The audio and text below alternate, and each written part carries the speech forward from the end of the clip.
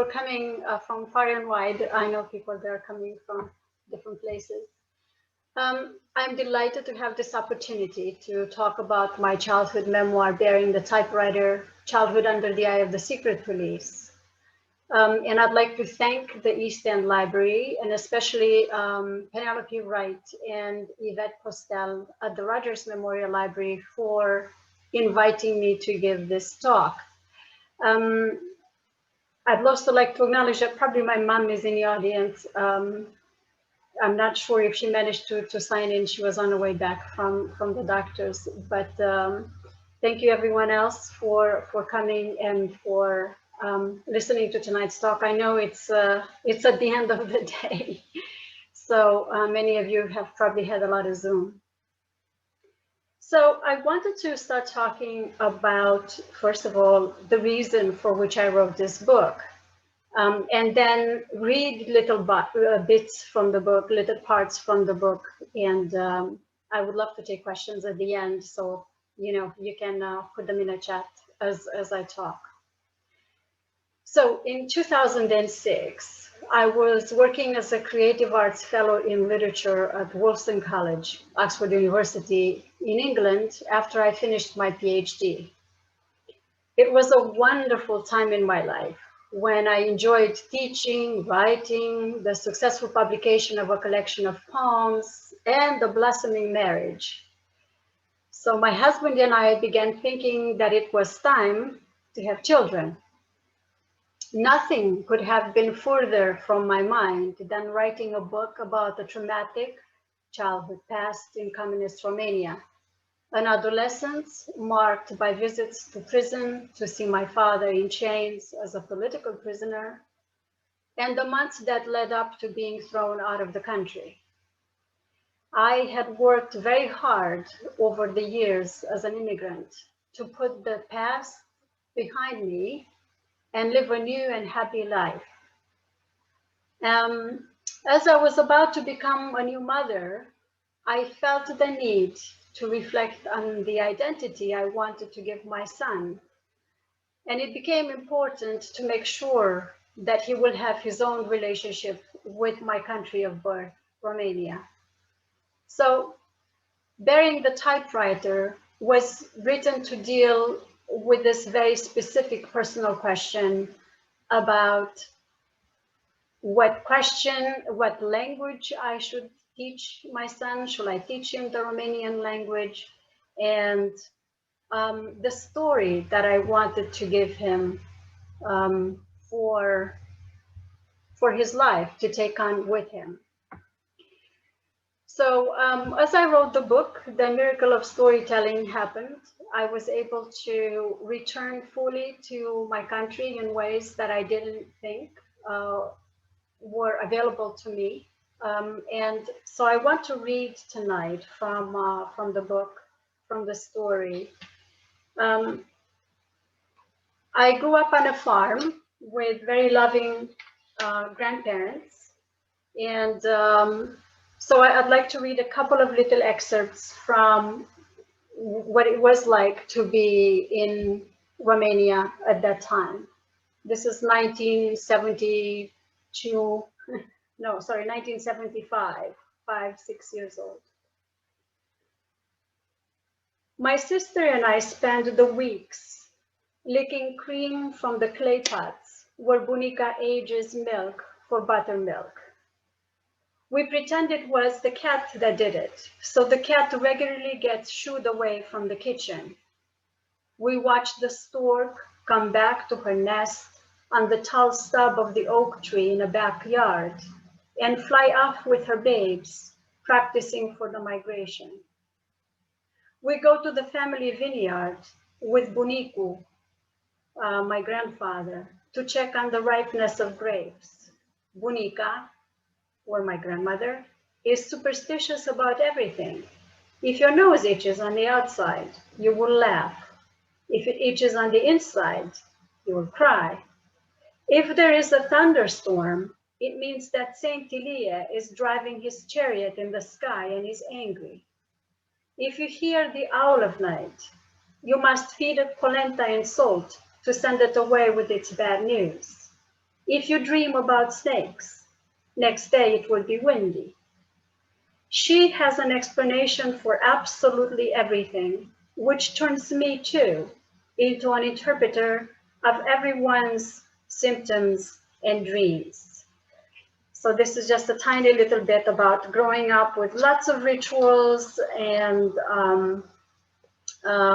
lots of fun superstitions and colorful things and great homemade food.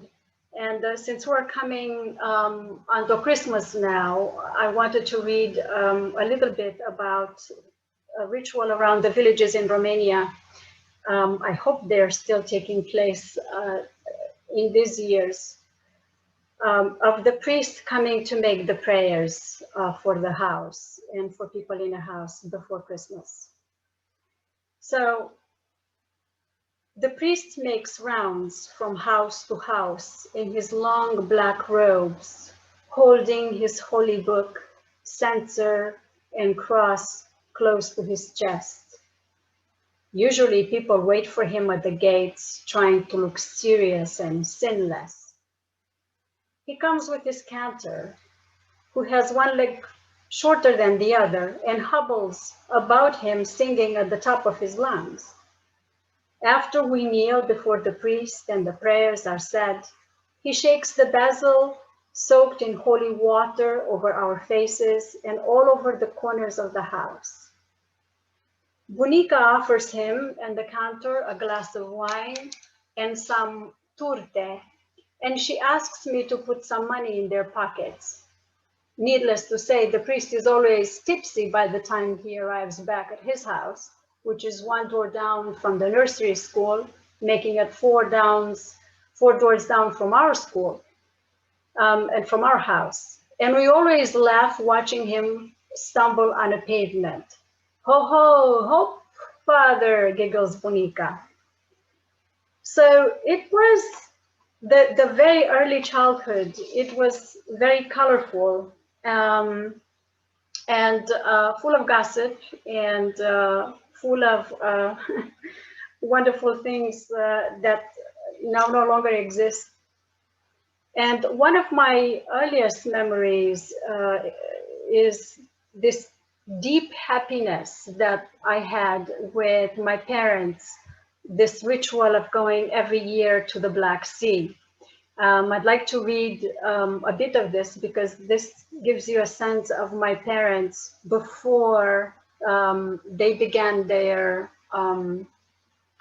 activism. The Black Sea. At Mamaya, the sand is crackly and golden. The waves are so big, they go up to Dad's chest. As far as you can see, it's blue. The sky, the sea, the horizon, waves chasing each other in the sand.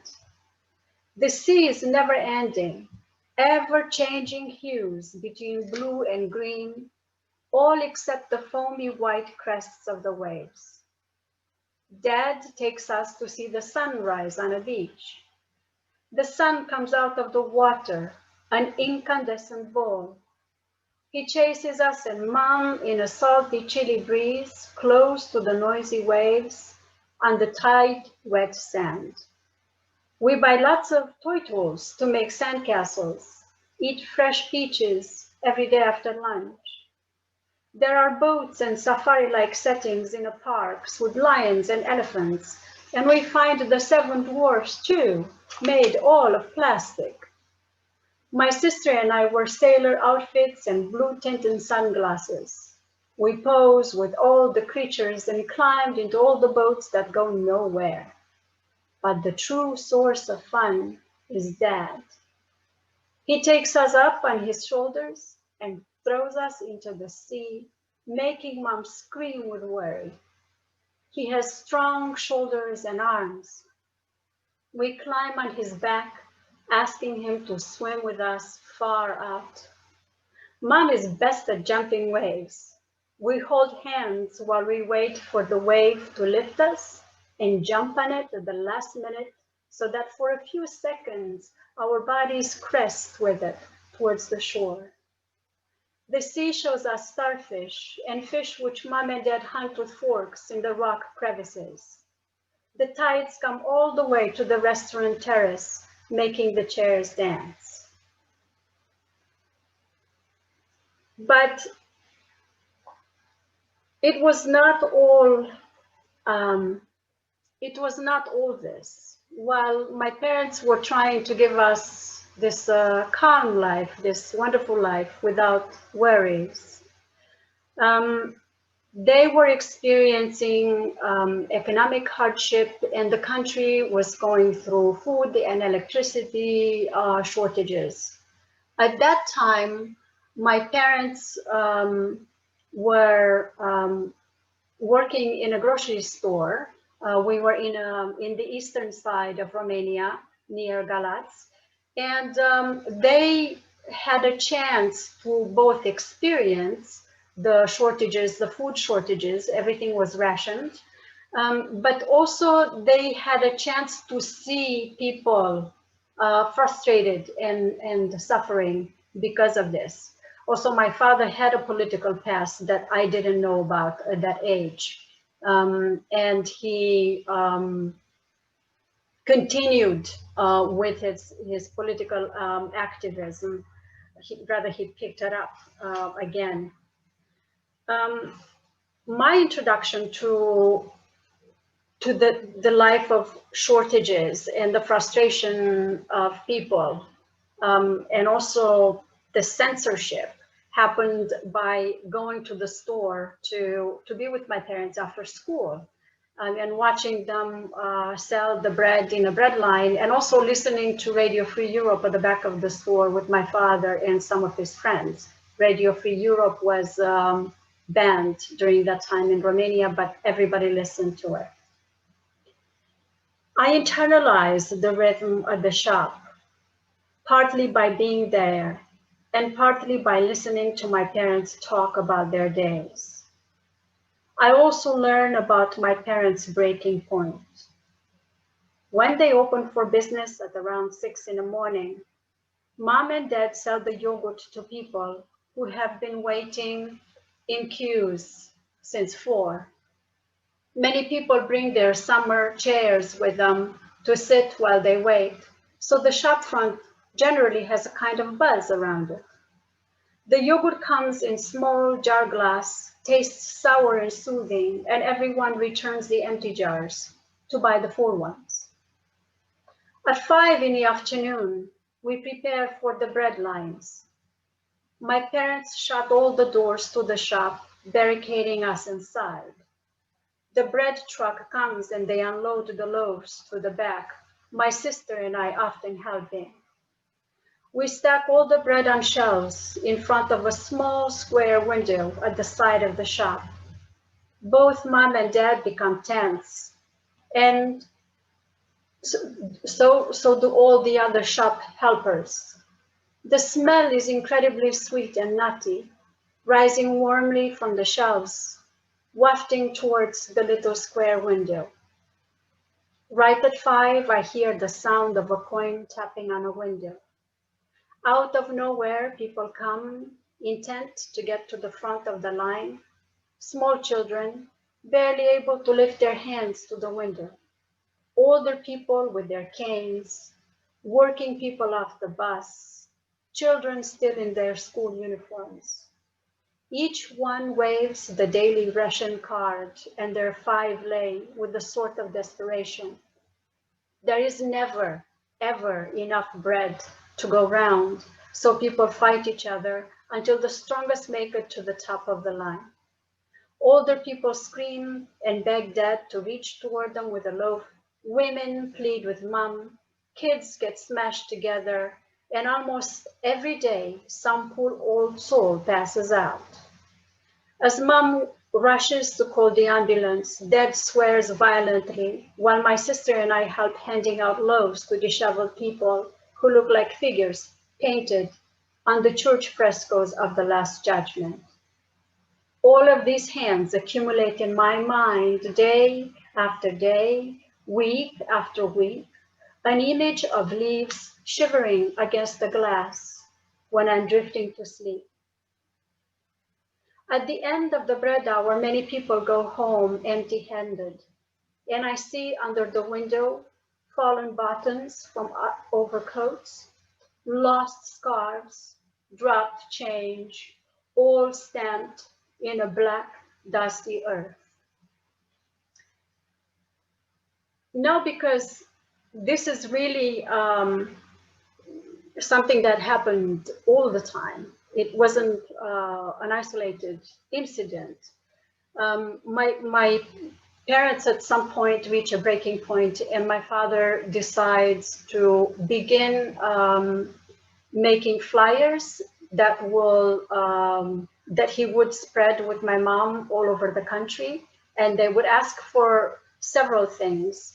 They would ask for freedom to assemble, for the right to protest. They would ask for electricity. Also, there were shortages of electricity. They asked for food, for the right for people to worship as well. There was a very strange relationship between the church and the state during that time, because on one hand, the church was part of the life of the people, on the other hand was banned. The worship was banned during communism, and so he decided that he would buy a typewriter. At that time, the typewriters were they had to be registered with the police. People had to be fingerprinted if they wanted to own a typewriter. And they were more or less banned, in fact. I mean, you had to have a really good reason why you wanted to have a typewriter. So my parents decided to buy them, two of them, one that was registered, one that they managed not to have a registered, with the police. And then they began typing anti-communist propaganda and spreading it all over the country. And here is the moment when I learned about what happened with one of the typewriters. Some days I like to come home from school by way of jumping the fence between the outer side of the church and the back of our house. I appear in the house either with no warning or with a huge thump, depending on how school went. The dog usually greets me with her wet nose and wiggly tail, probably because she knows that I'm going to give her fried potatoes as soon as we're out of the school clothes. When I get good marks, I love to sling my backpack over the fence and jump as hard as I can. The grass is all gone from the place where I land, and there is a path that is almost entirely mine. It goes from the fence into Mom's garden, right under the apple tree. One day, as I get ready to hop over, I notice Dad standing between the garage and the house. He's digging a big hole just where I'm about to jump. Hi, Dad, what are you doing there? Taken by surprise, he steps aside and turns red from his face all the way down to the top of his chest. I'm making a hole in the ground. Why? Hey, leave me alone. Why don't you come home by the road like normal kids do? Next to him, there is a white plastic barrel cut in two at the fattest part, the middle.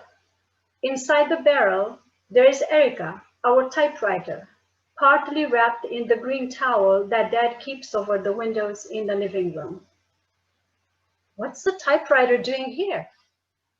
That's none of your business, Carmen. Chop, chop. Get inside. Dad, why is the typewriter here? Because I want to bury it. I have a sensation of being suspended somewhere between a comedy scene and an out of reality zone where weird things happen with no explanation. That's absurd, Dad. What's wrong with the oak table? I'm going to ask Mom why you're burying the typewriter behind the house. It's the strangest thing I've ever seen. Dad makes a pact with me that if I keep quiet about it, he will tell me the reason. Well, you see, the police keeps coming to check the fingerprints from the typewriter. And I think I just want to hide it and tell them that I sold it back. They're making lots of trouble for a useless thing such as this anyway. When I go into the living room, Erica sits on a table as shiny as ever. The lie my father just told me weighs heavily on my mind. He and mom have two typewriters. They type most nights and take these long trips, also at night. They are tense and scared. I'm starting to fear that they might be typing anti-communist flyers of the kind I have been hearing about on Radio Free Europe. I am so scared they are doing this that I do not confront my father about the typewriter, but decide to hold on to the secret he told me and keep the one that I discovered for myself. Well, okay, I'll tell my sister, and we will have to swear her to secrecy. We decide to follow Dad around and do some detective work together. Little do I realize, even at this point, what my parents are really up to and what kind of political past my father has, that there is a strong pattern of their doing just this sort of activity. It will be some years before my parents and I will learn that at this point, nearly the end of 1981, there is already an army of Securitate officers who collect these flyers from people's post boxes and analyze them, hoping to find the true culprits in our living room to destroy them. So at this point, my mother became pregnant with my brother. I was 11 years old, and then Catalin was coming along. But on 10 March 1983, a few weeks after the birth of my brother, my father decided to go and have a big protest in Bucharest all by himself, while my mother was in a hospital with my brother because he was not well.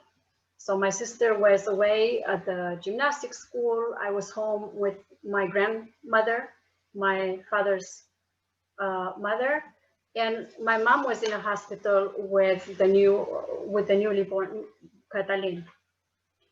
And this is the little bit that talks about the tension between my father and I. At this point, I sort of knew what he was going to do, but I didn't realize exactly what he was going to do and how dangerous this would be. 10 March 1983. And I think this is exactly the turning point in my life here, this day. After this day, nothing was the same in my life. At 2 in the morning, my father finally turns the radio off. Voice of America goes quiet, and I can hear Bunica Floarea snoring. It's good to have her back, even if Dad says it's only for a few days. I have turned into Dad just by spending so much time with him. We hardly ever disturb each other with questions, and we have been spending dinners in silence, eating whatever cooked food I managed to get from Tanti Softica or to prepare really quickly, usually polenta with fried eggs.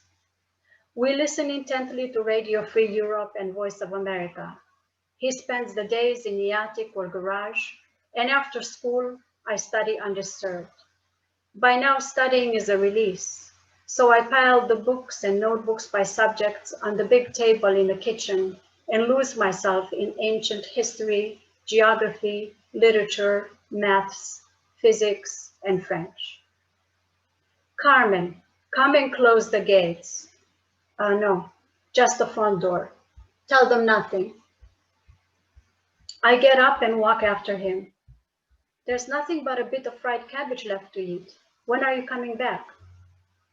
Well, Carmen, ai să mănânci tată și foc. You live and eat fire. I must go now. Earlier in the day, we had fought. It was a hard fight. I saw Dad preparing the car for his trip. On top of his car, there was the bike rack, but on it there were mounted 2 placards covered with gray cloth. Inside the car were sacks with leaflets, topped off with the same dry beans I have seen around the garage for months and months. I will take nails and hammer them into the car tires so you cannot go anywhere, I said. It wasn't difficult to imagine what he would do, and I was frightened for my life. The stories I heard about on the radio stations Dad listened to were stories about people who were tortured, were vanished. Entire families disappeared because one of the parents said or did something against the regime. I have not a soul to speak with or consult about trying to contain him. Mom is still in a hospital with Catalina and Loredana away at the gymnastics school. What will you do in Bucharest? I'm just going to bring someone from the morgue. That's all, leave me. He yelled at me. His eyes were bloodshot. His 2-day unshaven face looked pale. He was an intense pile of nerves, and I was afraid to destroy the tires of the car. Now I turn the lock in a door, and the sound of gates closing is followed by the sound of the engine breaking the sleep of the street. Then it is silence. There is that's after this, everything changed for us. Everything changed. Everybody was arrested, whatever they were. And we went into survival mode. I should put it like this.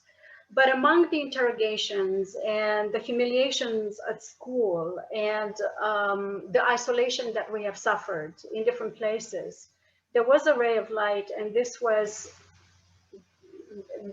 one of the reasons for which I survived, and it has to do with my literature teacher.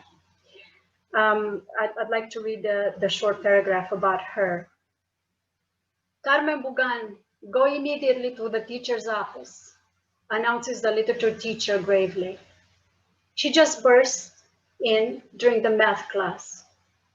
My stomach turns into a knot so fast it hurts. She is stiff and quiet until the door to the office closes and only the two of us are inside. Then she takes from her handbag a huge slice of bread, a few thick slices of salami and cheese.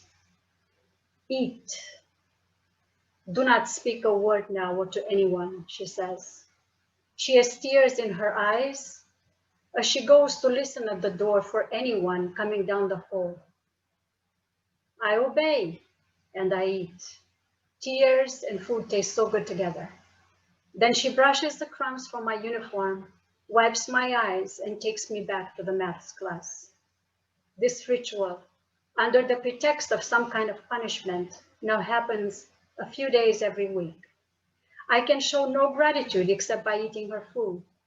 With time, she will become the reason I believe that literature truly nourishes the hungry. She will become the reason I love morphology and syntax, and she will suffer with me through my family's nightmare and through my intense love of poetry, which often makes me confuse the words of reality and imagination. I will never, for the rest of my life, know or love a teacher more.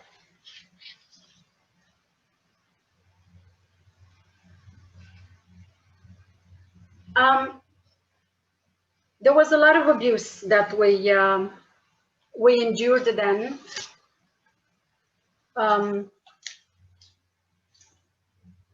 Birthdays where no one came, and endless interrogations from my mom. But here I wanted to talk about the divorce. My mother was forced to divorce so we could continue going to school. She had to prove publicly that she does not agree with my father's politics. And for us, actually, the divorce was also a blessing because for the first time in years, the divorce was 1985. We knew that we could see my father, that he was alive. And I wanted to I wanted to read a small paragraph about this. Dad is brought out tied to another man by his handcuffs. His uniform is striped gray.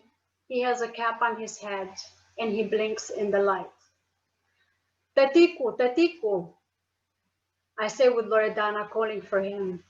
He sees us and all of us freeze for the second before he is pushed inside, bare feet in brown shoes, with heavy chains around his ankles. He disappears inside with my breath. For the next while we wait. And then there is one finger through the grates of the top floor window. And people start chanting again, louder, encouraged by seeing him. Bugan, Bugan, Bugan. This time I'm proud of my father.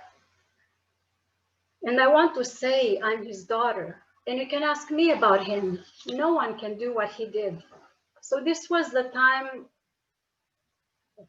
when I felt that for all the heartbreak that his arrest and his descent has caused the family, I felt the love of the people go towards him when they were chanting his name. And this was a very dangerous thing to do. And I also felt proud because of that, because I connected as a child, the people that I knew that people understood what he was after. It was a very big moment in my life. I'm going to, you know, we have many prison visits and many memories like this. But what I wanted to end this reading with is after my father was released from prison,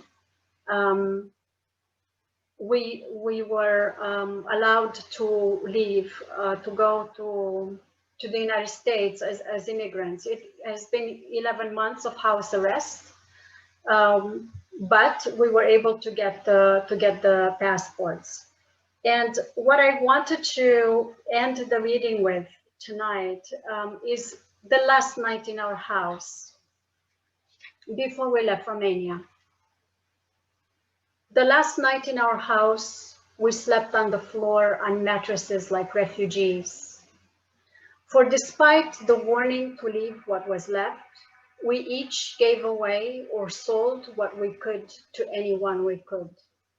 We polished the floors one last time, and the floorboards, painted brown red, smelled fresh and welcoming in a way, in a humbling, penitent way, as if to beg us to look closely at the foundation before looking up into the air of nowhere where we will go. I left some journals and most of my books, along with some clothes that I loved, to my best friend Aurora, and gave away the rest of my books to other friends. For the long journey ahead, I kept a volume of poetry by Eminescu, my dictionary, and my poetry manuscript. That last night, I was so deep into my own world, I didn't notice anyone. It was a sort of death, an unmerciful death, for I had to be awake through it, and I had to see its aftermath. Late into the night, we all sat on a porch and hid our tears from each other in the darkness, I think from exhaustion and not from reticence. My sister wanted a last trip to the attic, so she went with the lit candle by herself in her own world. Who knows the childhood games were the memories of fresh apples she remembered. And so we left. The last person we said goodbye to was Bunicu Neculai, and he suffered of Alzheimer's disease, but for a brief moment he realized that we were going. And I'll read this. Bunicu Neculai doesn't understand why we all have moved in with him, but he enjoys the fresh food and having us around. He takes my brother's toy gun and shoots around the house, wrapped in his war memories. Catalin's gun shoots little white balls that stray all over the kitchen. Often Bunicu asks me to turn off the pig, which is a light. Sad as his state of mind is, there is a merciful quality to his faulty memory. I have a feeling he will always remember our being young, but will not remember our leaving. We placed a wall-sized map in the kitchen next to the red brownish cupboard that I have known since I was born. There we mark Romania, and then America in vibrant red, and there draws an arrow from home to the Great Lakes. Bunicu sometimes sits and looks at the map, lost in thought, but we haven't a clue what goes on in his mind, or so we think, until one day when he takes my hand in his, and he leads me to the map, where he draws an imaginary line along the red one, from here to there. Before you go there, make me an altar on a cupboard while I will pray for you. So I will end from here because I read for a long time. Thank you very much. I'm happy to take questions.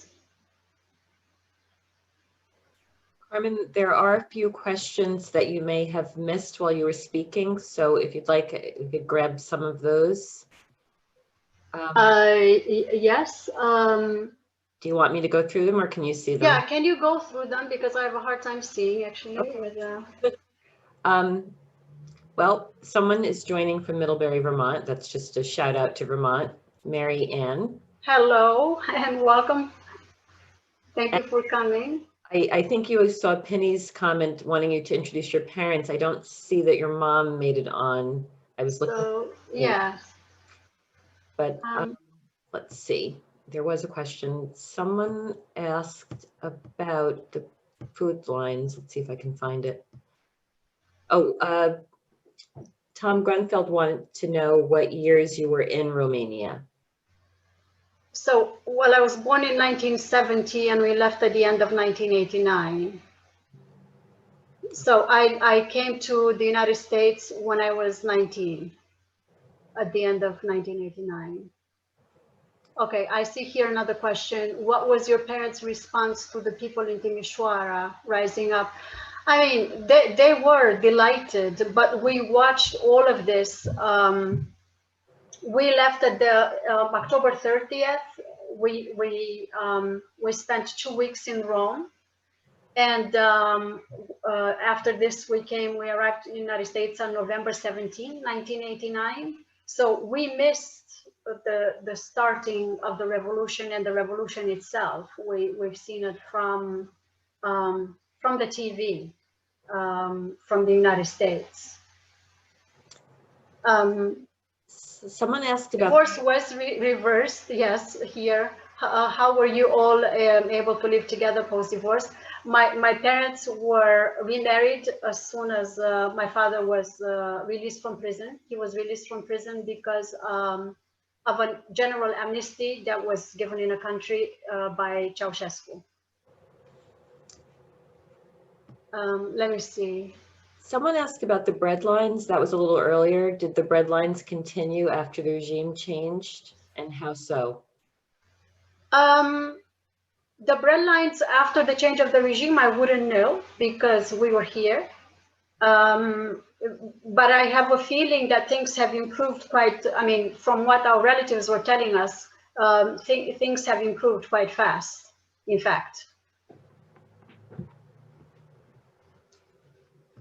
There are also two people with their hands raised. I don't know if that's a mistake or not. I think I can allow them to talk if you'd like. Okay. To you. I'm just not sure, but we'll try. I'll try the first one, Aurel, who's had the hand up for a while. Aurel, do you have a question? Can you hear me? Yes. Oh, okay. No, I don't think, if I had my hand up, it was accidental, but I just typed in another question. I wondered about, because I'd been to Romania at that time, because Sherman had cousins there, and we came to visit them during Ceausescu.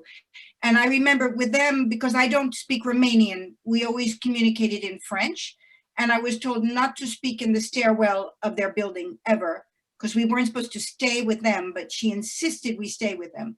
So we couldn't tip off the neighbors, they didn't trust people. So I wondered about school, whether you worried about informers among the teachers, the students, and the neighbors. And yep, there were, yeah, from everywhere. And so now I have them because I read the declassified files. I was able to find the reports from everyone, and also people have talked to us when we returned to Romania. We did a BBC documentary on the story of my family. So when we were there filming, people have come in and talked to us about it. So yeah, there were teachers, there were fellow students, and there were neighbors, everybody. So, and you had no idea at the time, you weren't wary of these people at the time at all? Of course we were, but you know, nobody was a self-confessed informer. But it was clear by the questions. The difficult part for us was trying to understand the difference between people being called to give information, so they were punished also just because they knew us, something for which we are deeply resented in the community, or if they were if they offered to be informers. Mm-hmm. So it was really hard to say, you know, but there was a limit with how afraid we could be, with how silent we could be. It's been very, very difficult. Very hard to know who to trust. Yes, exactly. So it was, and it turned out that, you know, many people were informers, but even at the end of the day, after I have the files and the letters that they wrote about us, it's still hard to know whether they've done this as a need to protect us, to protect themselves, or whether they've done it because they were bad people, or they were too scared and you know, they wanted to do it. It's very difficult. I mean, the human character is under the microscope. Yes. And did you stay in touch with your best friend that you gave your journals to? No, not over the years. No, no, not at all. I've seen her mother in the church in 2015. And asked about her, but we did not. I have no idea what happened to the letters right after we left. We never stayed in touch. No, mm-hmm. I still love her very dearly, and I'm sure nothing has changed between us, even with all these years. But I wasn't able to find her anymore, and I haven't received anything from her. Oh. I have a couple of other questions. Yes. I see I think Penny has her hand up, but I do see some questions there, but maybe we'll let me just allow Penny to talk there. Okay. Penny, did you have a question? Yeah. Hello, Carmen. I have to say your book is one of my favorite books. I absolutely loved it. I'm so impressed that you, after, you know, being 19 when you left Romania, are such a beautiful writer. And maybe it helped not to be a native English speaker and writer, because your poetry is extraordinary, as is were you ever inclined to be in touch with any of the people who you later found out had informed on you, to ask them about why that came about? Inadvertently, we have been in touch, because when we went back to Romania, we have met everyone. But no one from our family sought out somebody who would have been informing on us, or who would have been doing this. And then, quite interesting, there's a film that had just come out about the family, where I was surprised to see one of the people saying, "I've done it, and I've done it to protect the children, the lives of the children." So that there were still questions about who did that and who didn't. But what was strange for me was going back there with the files in my folder and having these letters by the people, and then seeing them face to face. It was like looking through an X-ray at someone. It was really strange. How about for your father? How was it for your father? My father never really cared. He never cared about the files, first of all, because he said, I know who I am. I don't need anybody to tell me that I'm a good person or that I've been a dissident, or I don't care for anybody's characterization. And in a sense, he is absolutely right. But for me, the files represent the language of oppression, of surveillance of people. And that was mass surveillance. I mean, 1 in 3 people were informers, and almost everybody was observed and monitored for any thoughts that could have gone against the the doctrine. And so for me, those are fascinating for other reasons. My father didn't care to either meet or confront or to do anything. So he said, take your files and take them to your study and have fun with them, because I don't care about them. Is your father inclined to political activism these days? I mean, look, he went back to Romania many times, and, there's fracking in an area called Roșia Montana there in Romania. He's been standing for months with the protesters, holding placards, against fracking in Romania. He's been finding reasons to do this. And then when Obama was elected here, he went to every single state by himself, eating bananas and cereal boxes from the trunk, and campaigning for Obama with the big drum that he now gave it to my children to play with. So I mean, he had this sense that he wanted to remain involved in some way, but he's now 86. He's ill. He's barely, he's just around the house now. I see. Okay, thank you. Thank you. We also had a question asking what the name of the documentary is. It's called I Didn't Breathe the Air for Nothing. It's Bugan, B-U-G-A-N. I didn't breathe the air for nothing. And it's, I think it was premiered in Romania in September, and they're going to do another showing now in December. And I have no idea what they're doing with it, because I wasn't part of the editing. I was part of the filming, but I haven't been part of the editing. I haven't been in touch with them for years, actually. I just saw that it was out. Someone also, I don't know if you saw, asked about how exactly you came to the United States. I think I lost.